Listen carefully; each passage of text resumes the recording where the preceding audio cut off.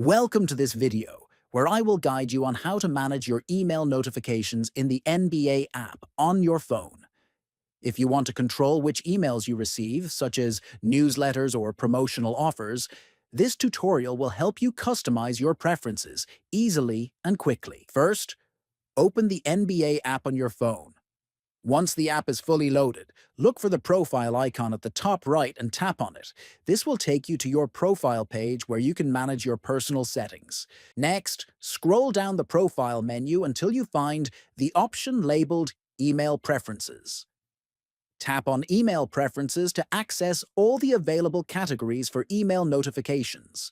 Then, you will see different types of email options such as the daily newsletter, weekly newsletter, NBA offers and promotions, and others.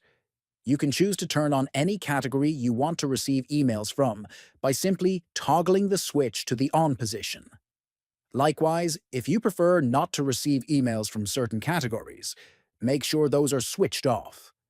Finally, after you have adjusted your email settings according to your preferences, you can exit the menu. Your changes will be saved automatically, and you will start receiving emails based on the categories you selected.